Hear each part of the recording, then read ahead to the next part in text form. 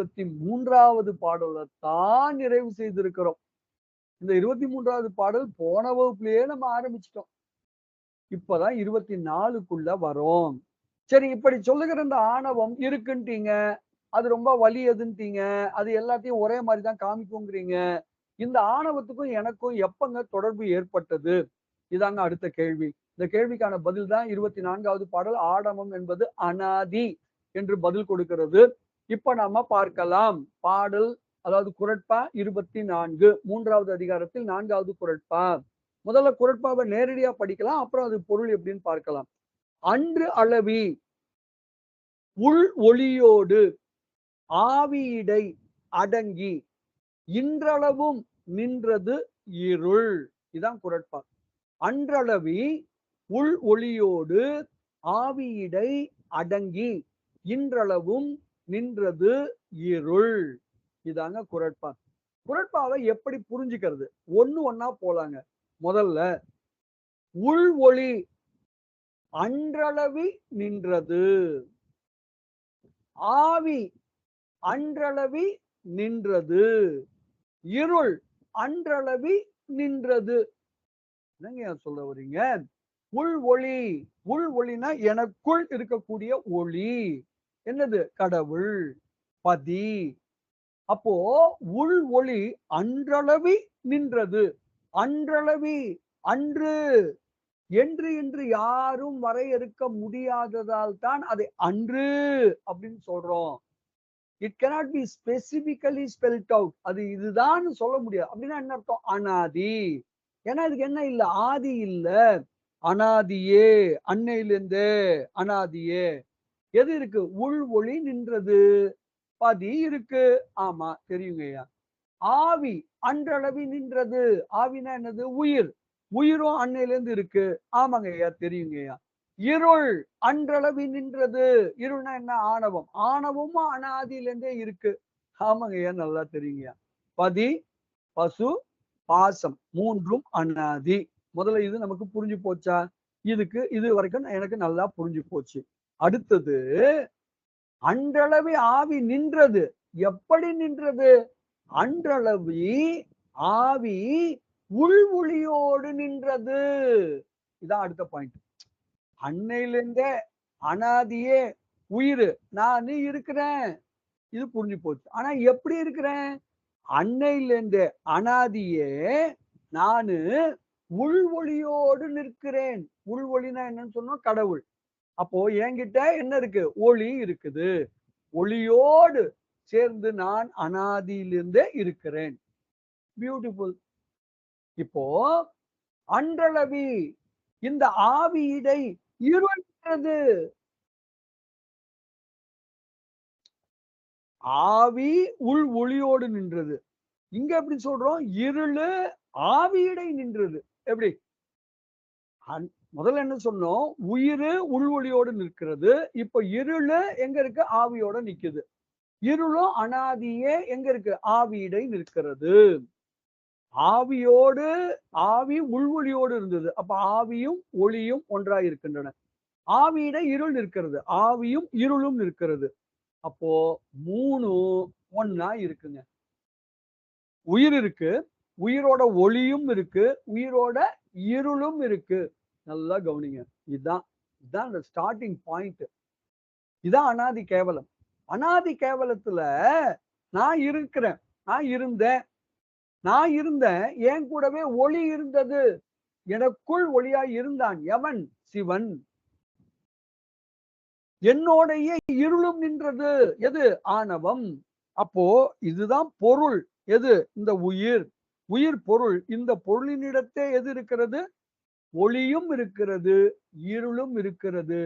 ஒளிக்கும் இருளுக்கும் ஒன்றே இடம்.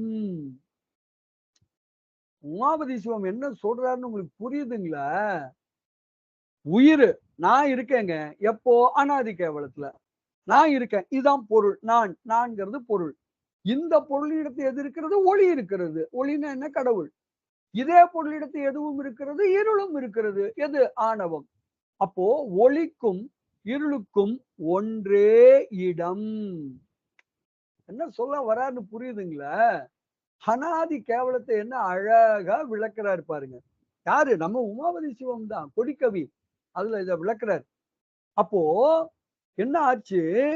நான் இருக்கிற அனாதியே, என்னோட உள்வொளி இருக்கிறது, என்னோட இருளும் இருக்குது. ஆனா இதெல்லாம் எப்படி இருக்குங்கிறது தான் ஒரு முக்கியமான பாயிண்ட். அன்றளவு இன்றளவும். அன்னையிலேருந்து இன்னைக்கு வரைக்கும் இதெல்லாம் இப்படிதான் இருக்கு. ஓகே. இது ஐ குட் அண்டர்ஸ்டாண்ட். இன்றளவும்னா இன்னைக்கு வரைக்கும். இன்னைக்கு வரைக்கும் இது இப்படிதான் இருக்கு. எப்படி? நீங்காமல் இருக்கிறது. இன்னைக்கும் எனக்குள்ள யார் இருக்கா? ஒளி இருக்கிறது. இன்னைக்கும் எனக்குள்ள என்ன இருக்கு? இருள் இருக்கு. அன்னையிலேருந்து இன்னைக்கு வரைக்கும் இது இப்படிதான் இருக்கு. இதெல்லாம் எனக்கு புரியுது. அடங்கி ஒரு வார்த்தை போட்டாரு பாருங்க. அடங்கி. அப்போ எது அடங்கி? இருள் அடங்கி. யாருக்கு அடங்கி? இந்த உள் ஒளிக்கு அடங்கி. இது ஆவியோட தான் நிக்குது. ஆவியோட உள் ஒளி நிக்குது. ஆனா இந்த இருள் உள் ஒளிக்கு அடங்கி ஆவிய மட்டும் பந்தித்து நிற்கிறது. இவ்வளவுதாங்க பாயிண்ட். என்ன பியூட்டிஃபுல்லான பாயிண்ட் பாருங்க. முதல்ல பதி, பசு, பாசம் மூன்றும் அனாதி. ஓகே, ஒத்துக்கிறேன், ஒத்துக்கிறேன். மூன்றும் அனாதி. இப்போ பசுவாகிய நான் இருக்கிறேன். ஆமா, இருக்கிறேன். என்னிடத்து என்ன இருக்கு? உள் ஒளி இருக்கு. உள் ஒளியோட தான் நான் இருக்கிறேன். அப்படின்னா என்ன? என்னிடத்தில் ஒளி இருக்குது. ஓகே. ஆவியிட இருள் நின்றது. என்கிட்டதான் இருளும் இருக்கு. எது? ஆணவம். ஓகே. அப்போ ஒளிக்கும் இருளுக்கும் ஒன்றே இடம். சரி, இருளும் ஒளியும் ஒண்ணா இருக்குமா? எப்படி இருக்கும்?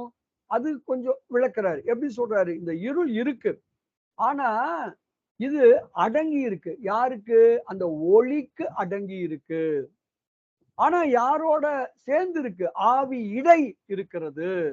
ஆவி இடைனா ஆவியை பந்தித்து இருக்கிறது.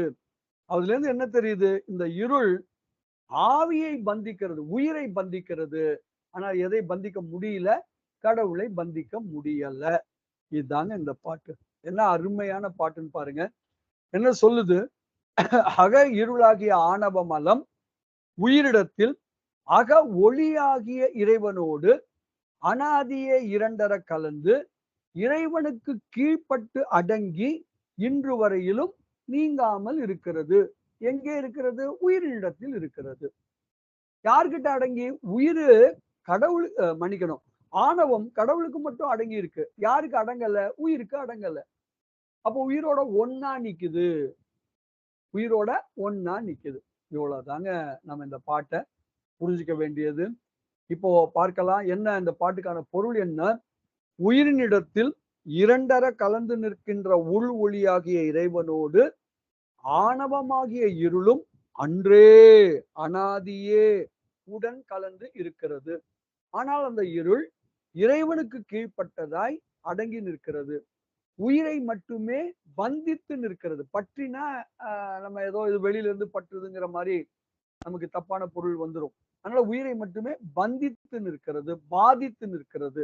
அன்று தொட்டு இன்று வரையிலும் அது உயிரை விட்டு நீங்காமல் இருக்கிறது. இன்று வரையிலும் இப்ப சகலத்துல இருக்கிறோம், அதுதான் இங்க சொல்றாரு. அன்று தொட்டு இன்று வரையிலும் அது உயிரை விட்டு நீங்காமல் இருக்கிறது. அப்படின்னா இப்ப நான் என்னங்க பண்ணணும்? இந்த உண்மை நமக்கு புரிஞ்சிடுச்சுன்னா நிஜமா ஒருத்தர் என்ன பண்ணணும்? ஏங்க, நார்மலா என்ன பண்றோம்? ஒரு ரூம் டக்குன்னு இருட்டாயிடுச்சுன்னா என்ன பண்றோம்? இருட்டுல இருந்து நம்ம நீங்கணும்ல, இருட்ட போக்கணும்ல, ஒளிய தேடணும்ல.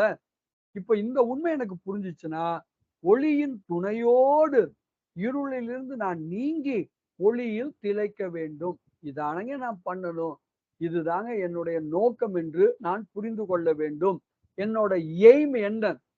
என்னோட டாஸ்க் என்ன? நிஜமாவே நான் இப்ப என்னதான் பண்ணணும்? எப்படி ஒரு ரூம் திடீர்னு கருகும்னு ஆயிடுச்சுன்னா அந்த இருளிலிருந்து நீங்குவதற்கு ஒளியை நான் துணையாக கொள்கிறேனோ, ஒளியோட துணையால் அந்த இருளிலிருந்து நீங்கி அந்த ஒளியில மகிழ்ச்சியா இருக்கிறேனோ, அதுபோல அதுபோல இந்த ஆணவம் என்ற இருளிலிருந்து நான் நீங்க வேண்டுமானால் எனக்கு துணையா இருக்கிற ஒளி எது? பெருமானின் ஞான ஒளி. அந்த ஞான ஒளியின் துணையாலே அறியாமை என்ற இருளை நீக்கி அந்த ஞானம், பதிஞானம், சிவஞானம், மெய்ஞானம் என்ற ஞானத்தில் அப்படியே திளைக்கணும். அந்த ஞான ஒளியில் திளைத்தல், அதுவே பேரானந்தம், அதுவே சிவானந்தம். அந்த பேரானந்தத்தில் திளைப்பதுதான் என்னுடைய நோக்கமாக இருக்க வேண்டும். இதைத்தான் இந்த பாடல் எனக்கு உணர்த்துகிறது என்று நான் அறிந்து கொள்ள வேண்டும். அதனாலதான் எல்லாரும் என்ன பாடுறாங்க, இந்த உள் ஒளியை பற்றி அவ்வளவு சிறப்பா பாடுறாங்க. இடர் கெடுத்து என்னை ஆண்டு கொண்டு